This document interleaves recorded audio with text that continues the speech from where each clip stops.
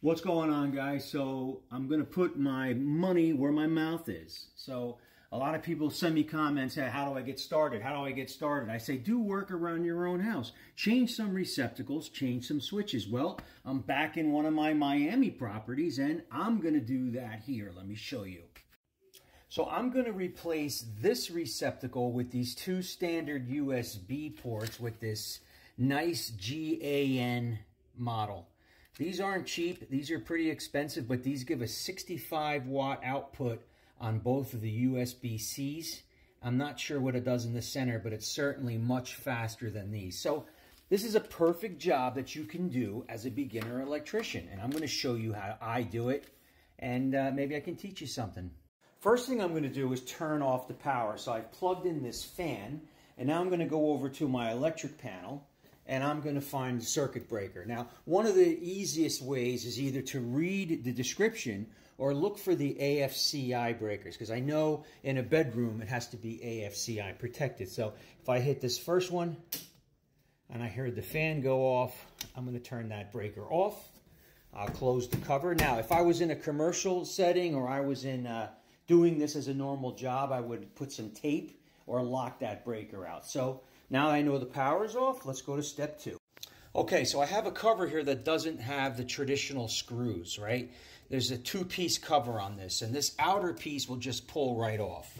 So if I just grab it and I pull it off, it'll come right off. Now, it didn't break. It's just designed to snap on. And then here will be my screw terminals, and let's see if there's any screws holding this cover in. Let's take a look.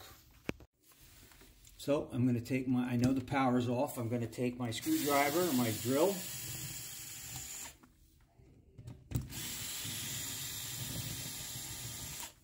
Okay, so the whole cover came off with it. That's how it was attached.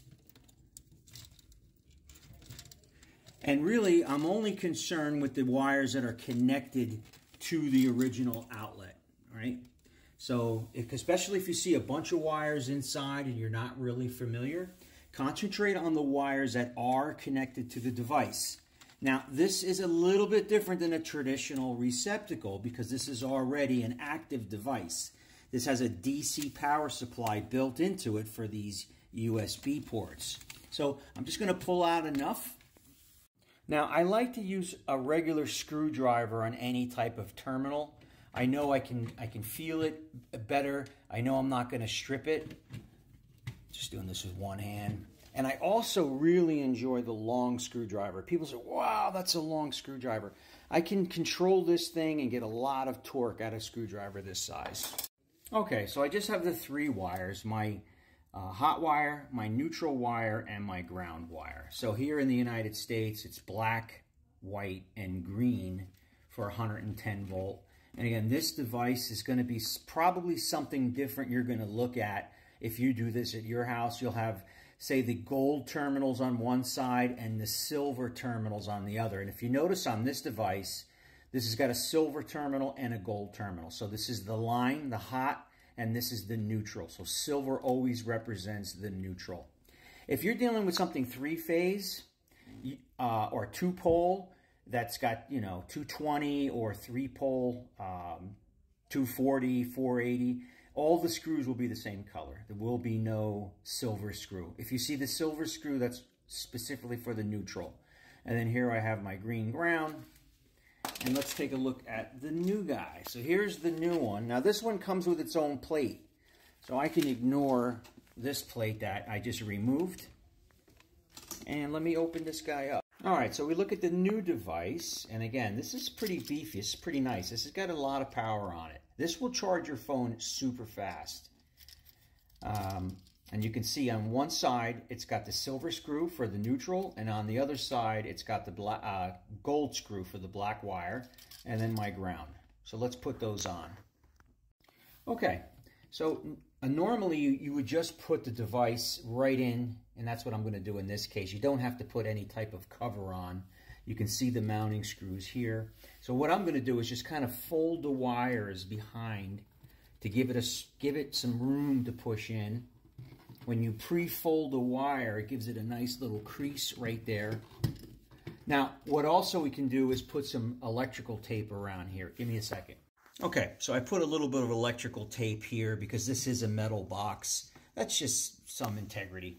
When you see guys put tape on it, they just take that extra step. Is it necessary? No, but it's nice to do it. So if you have some electrical tape, always put a little bit of tape around your terminal connections. All right, let's put this guy in. I'm just going to fit this in. I can see the screw right there. Let me try and do it with one hand. I'm going to put my driver on. One hand, yep. Here's the other screw. These are 632 screws here in the United States. 632, that means they're size number 6, and they have 32 threads per inch. All right, I did a little bit too much. I'm doing it with just one hand. Now what I want to make sure is everything is flush, right? I want to make sure that the actual device can float a little bit. I want it to move a little bit, but I also want to make sure it's square and straight and it's not protruding past the drywall, and which it is a little bit right here. So I'm going to just give this a little bit of a tweak. And that's good. Now this should allow my plate to just go right on. And now's where I'm going to have to let go of the phone because I have to put these small screws in. These little screws go in, and then I'll snap the cover on. Okay, I know it sounds rudimentary, but it's important that you get all this square, clean up any mess. If I look at my cover, I got a little notch, which is going to go on the bottom there. So I want to make sure that I am notched, and I heard it snap on, and I know that's perfect right there.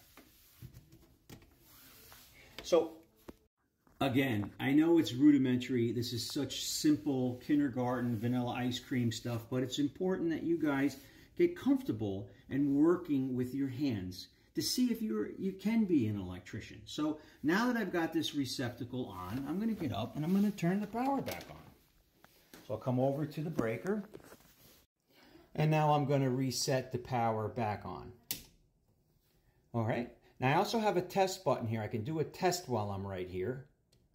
That's to test the arc fault circuitry inside. So reset it, turn it off, and it's on. And there's the receptacle. And now I'll be able to supercharge my phones, other than using these are nice too though. These big bricks, you can see 65 watt, and they're called a GAN. GAN is GAN. It actually works like an EV charger. This device will actually communicate with your phone. Only certain phones, like iPhone, the Galaxy phones, and this thing will put out, man, I think it was 9 to 10 volts and like almost 30 watts. So this will charge really fast. So here was just a quick video to show you guys what you should do if you want to be an electrician. If you're scared to even do this, or you're having difficulty doing this, you might want to rethink your decision. So look, work on it. It's not going to be as easy as you think, right? You're probably going to go to Home Depot back and forth a couple times, making sure you have the right tools, the right parts, the right cover. But at least you'll get your mind going and thinking about, hey, what does electricians do? So if this is an easy task for you and you can blow right through this, you're ready to move on to the next step and get yourself a job as an electrician. I'll see you on the next one, guys.